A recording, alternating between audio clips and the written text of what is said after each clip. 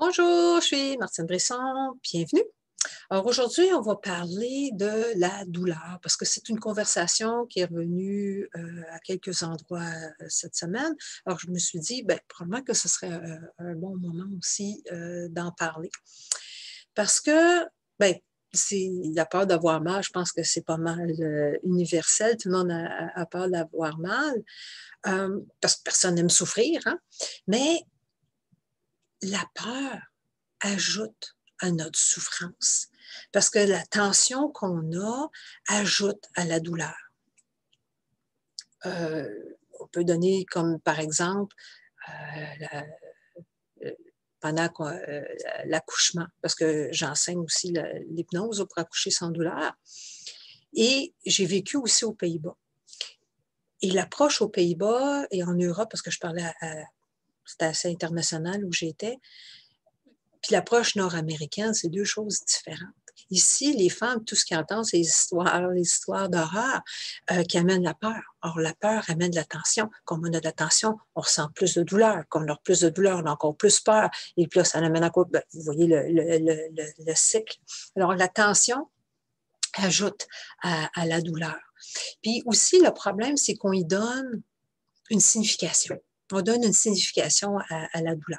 Donc, aussitôt qu'il y a de la douleur, on se dit, ben là, qu'est-ce que ça veut dire? Hein? Là, on se met à juger la douleur, pourquoi que ça arrive, pourquoi moi, quelle émotion qui est en arrière de cette douleur-là. Puis je suis coupable de ça parce que moi, je travaille à la cause du bobo pour pouvoir l'éliminer. Mais là, c'est ça, on rajoute ou ma pensée, à quoi je pensais, c'est quoi à propos de mes pensées qui occasionnent cette douleur-là, qui a créé cette douleur-là, ben, pourquoi moi, qu'est-ce que j'ai fait pour avoir ça, ah mon Dieu, combien de temps que ça va durer, et là on rajoute. Fait que c'est pour ça que la douleur est réelle, mais la souffrance est optionnelle, parce que quand on rajoute toutes ces pensées-là, on fait juste être plus en résistance. Et plus qu'on est en résistance, plus on a mal. Comme j'ai dit, la douleur est réelle. Là. Ça fait mal, ça fait mal pour vrai. Mais la souffrance, elle, est optionnelle. Il ne faut pas oublier que notre petit cerveau nous joue des tours. Hein? Il nous joue des tours. Si on prend juste, euh, voyons, ça me juste en anglais, phantom limb, la douleur des membres fantômes, le bras ou la jambe sont même plus là. Puis les gens ressentent quand même cette douleur-là. Parce que souvent, le cerveau est pris comme dans une loupe. Euh, Surtout quand c'est les mêmes conditions. Il y avait une personne c'était un accident de chasse. Puis il était tout seul, puis il était loin, puis le temps qu'il revienne à son auto, puis que les secours arrivent, il y a eu une très longue période de temps où il y a eu de la douleur. Et même si la jambe avait été amputée, il y avait, quand les mêmes conditions météo étaient là, chaud et très humide, c'est là qu'il y avait mal. Le cerveau était pris dans cette loupe-là. Chaud, humide, égale douleur. Même si la jambe n'est plus là. J'ai entendu l'histoire aussi de quelqu'un qui est revenu du Vietnam où, bon, je ne me rappelle plus ce qui est arrivé, mais il a été obligé d'être évacué par hélicoptère. L'hélicoptère l'a amené et puis, bon, il a eu les soins, il s'est fait amputer, bon, voilà. Et puis, il était correct. Et plusieurs années auparavant, il était dans un spectacle aérien.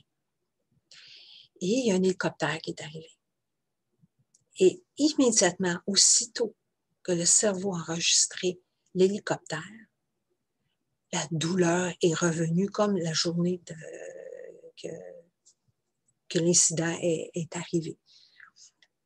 Le membre n'est plus là, il était complètement en sécurité, c'était une belle journée, il regardait un beau spectacle aérien, mais le cerveau a enregistré « Ah, hélicoptère, oh, douleur ».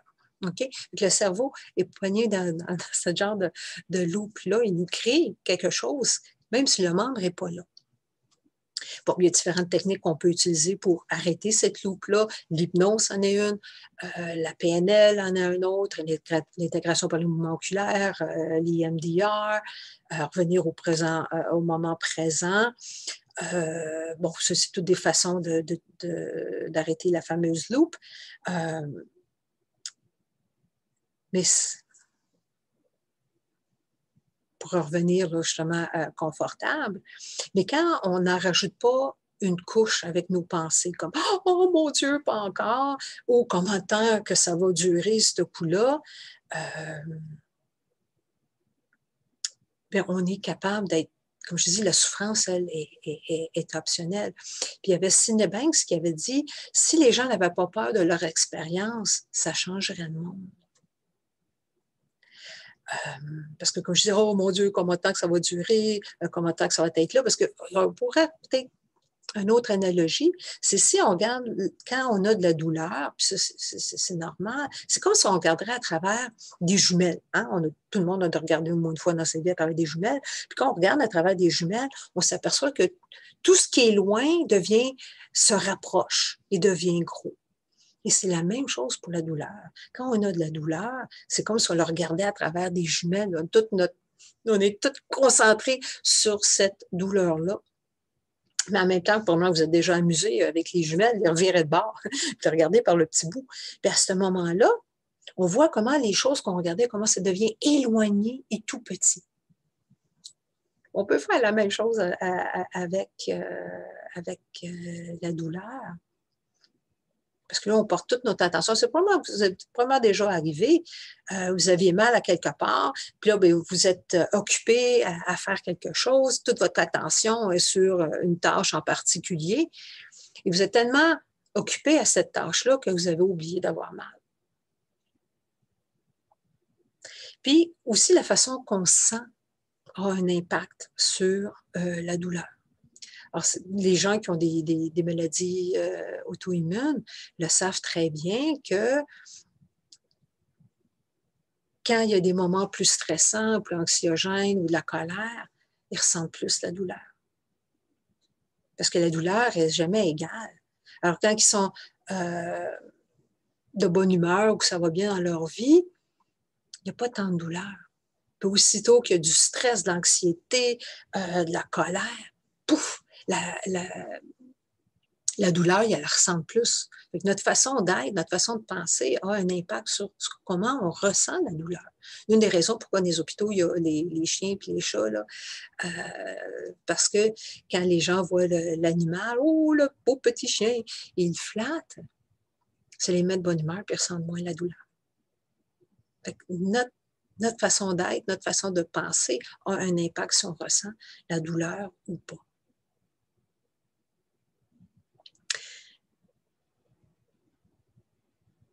Puis il y en a qui essayent aussi toutes sortes de trucs pour gérer la douleur. Il y en a qui vont chez le chiro, il y en a qui vont chez l'acupuncteur, il y en a qui font du yoga, etc., etc. Puis, ah oui, je me sens bien. Un coup que je fais ça. Puis à un moment donné, les gens disent, ah, on dirait que ça ne fonctionne plus, ou sont toujours obligés d'y retourner. J'ai dit du monde ici qui le même chiro, le même acupuncteur pendant des années. Puis ça, je compare ça. J'ai entendu cette analogie-là, puis je crois que c'est une bonne analogie. C'est comme je me promène, puis je vais mettre de l'essence dans l'auto. Fait que je vais chez le chiro, je vais chez l'acupuncteur. Et là, je me sens bien. Là, je continue à conduire.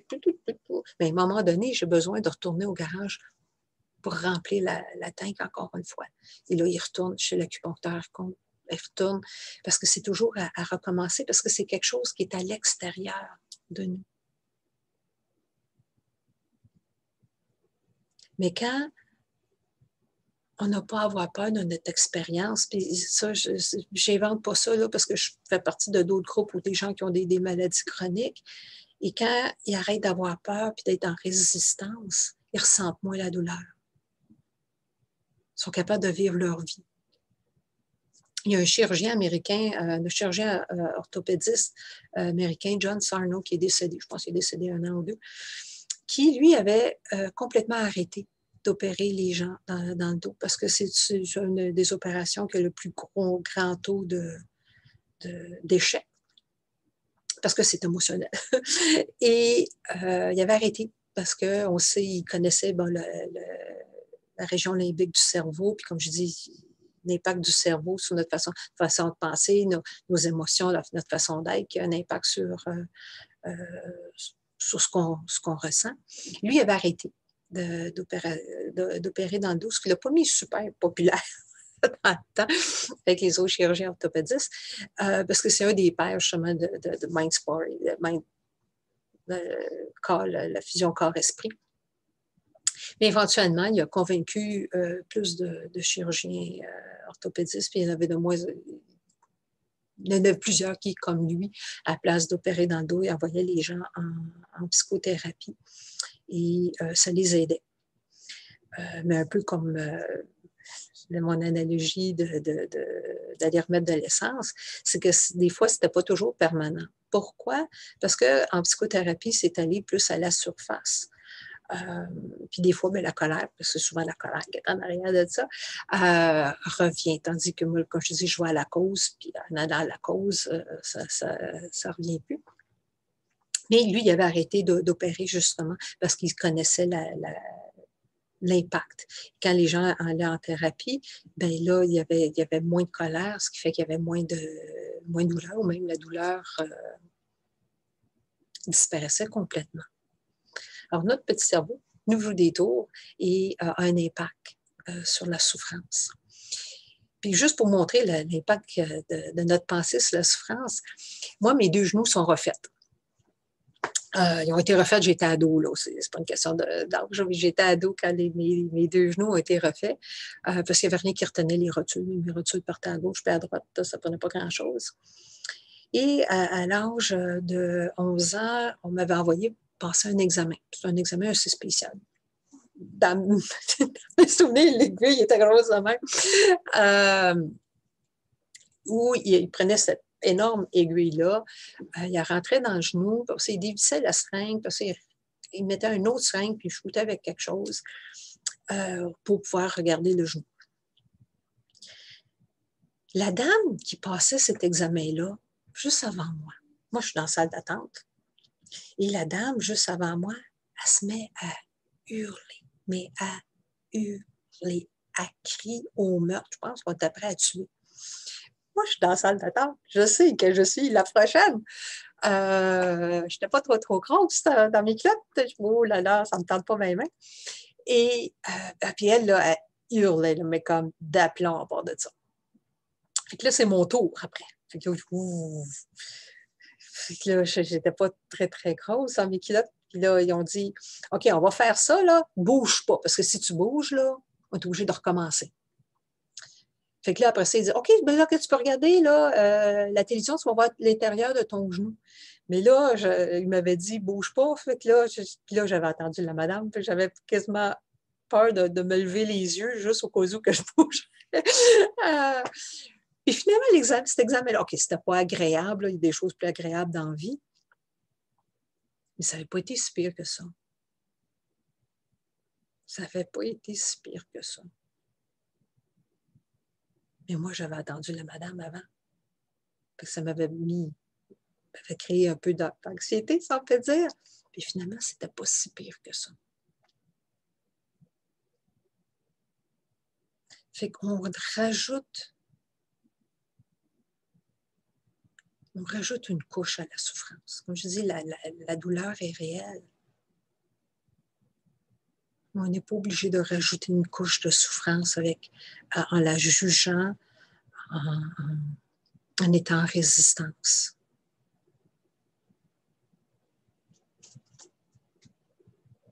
Alors, c'est tout ce que j'avais à vous dire aujourd'hui. Alors, s'il y a un sujet en particulier que vous voudriez que j'aborde, ou je sais parce que ça vous tente de travailler aussi avec moi, vous pouvez m'envoyer un petit mot, puis ça va me faire plaisir de soit répondre à votre question ou de travailler avec vous. Alors, là-dessus, je vous souhaite bonne semaine.